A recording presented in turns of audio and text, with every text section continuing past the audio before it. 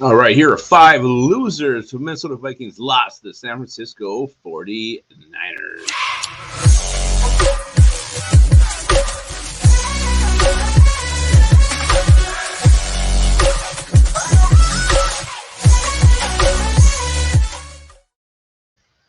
All right, welcome back to Onebar and Lupagus show. I am Lupagus, and the Minnesota Vikings dropped what seems to be their, 10th preseason game in a row to the San Francisco 49ers, losing 17-7. I'm here to tell you five losers, five of them from the game tonight, and there's probably more than that when you really look at this team and how they performed. Before we get in that, be sure to remember this video is brought to you by Lift Bridge Brewing Company. Check them out at the Stillwater facility there, or find their beer in your local liquor store in Minnesota. It's all over the state, into Wisconsin, into South Dakota, and maybe even into North Dakota and Iowa as well. All right, so Minnesota Vikings again lose 17-7. Here are some guys who did not perform very well in this game.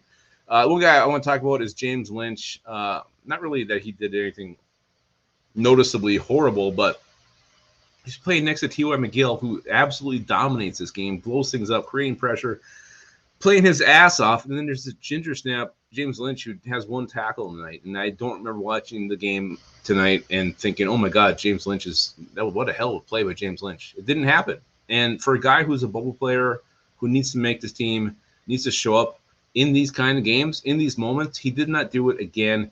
So James Lynch, a little bit of a loser in this game, and I don't know. I don't know if his spots on this team is safe. If they came down to him and T.Y. McGill, not even close. T.Y. McGill gets this job 100 times in a row. Let's go to another Lynch. Let's go to Blake Lynch. Blake Lynch, a linebacker I've liked with his time with the Vikings. I thought he's played well when he comes in there. It seems to be one of these guys who makes the most out of his opportunities. But tonight, he gets out there. He's way down the depth chart, playing with the second, third stringers. And he's on there with a defense that's letting the San Francisco 49ers pretty much have their way, especially in the middle of the defense, which is his zone to cover, just constantly attacking that part of the field. No threat of a defender making the play. Blake Lynch was there. He did finish the night a little better stat line than I thought with 4 tackles, but Blake Lynch, what's going on, man? I mean, I really thought he was a lock to make this team, a guy you can count on, a guy who's a good depth piece, a good special teamer, a guy that if your stutter goes down, you can put Blake Lynch out there and know he's going to step up to the occasion. But I'm starting to get concerned, and I'm starting to think Blake Lynch may not be in the future plans of the Minnesota Vikings. I still like the guy, but I was really, really hoping for a better performance from him tonight. So those are the two that are kind of, they snuck in here, but these last three are the turds of the night for sure. I'm going to start with one who's the least turdish because he made up for it. But Amari Smith, you kind of muffed the first kickoff, and then you totally botch a punt that leads to the San Francisco 49ers taking over the ball. I think they got 3 points off of that. Here's the thing, Minnesota Vikings, we've seen this. We've had kick or punt returners with shaky hands. KJ Osborne was not solid in that role. I don't want to go through that shit again. And Amir Smith-Marset, I love his shiftiness. He came back. He played much better. I do like that about him. But we need to have this guy catching the football. Our punt returner has to be able to catch the football consistently and constantly. And we cannot sit there and have a guy who, every time the ball comes to him, we got to hold our breath, hoping he will catch it, hoping he will secure it. I know this position is new to him, but Amir Smith-Marset, I don't know. I think Jalen Naylor has a huge opportunity now to take this job from him.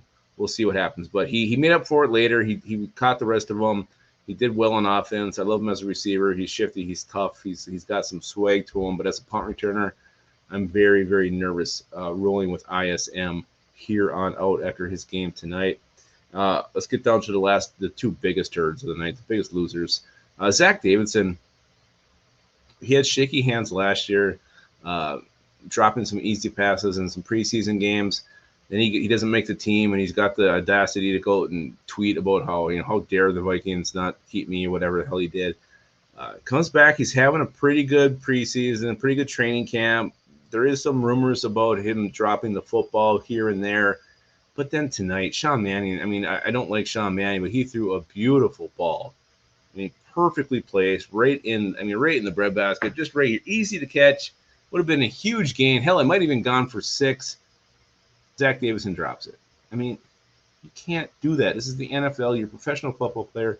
Catch the damn football. This offense was struggling all night long. You got to, and this is why, because these guys are dropping balls like this.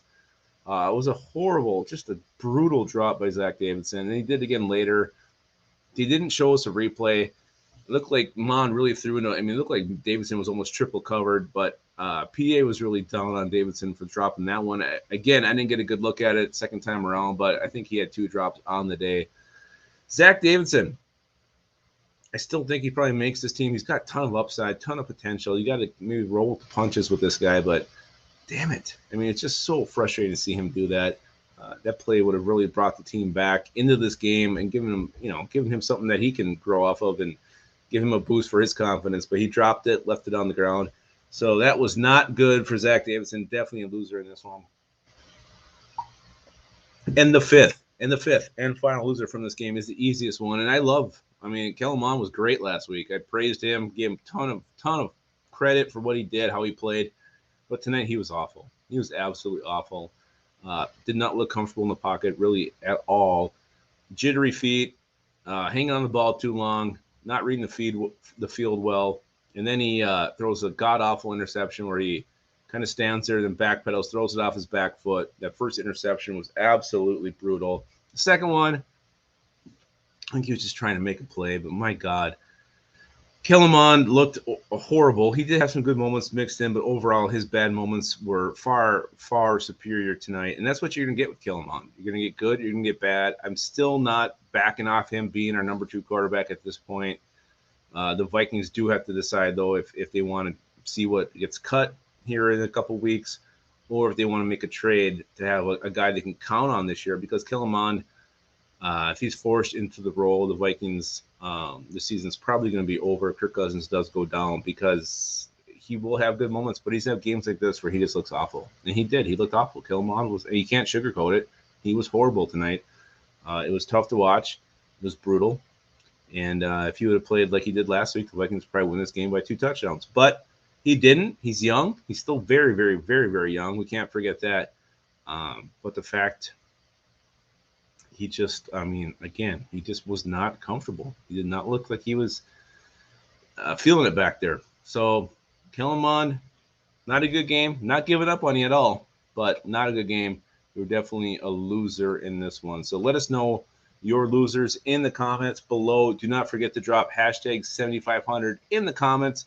We'll be giving away a Madden code to get your own copy of Madden, whatever it is, if it's Xbox, PS5, whatever.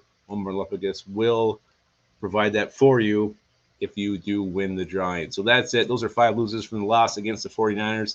I'll be doing winners here shortly.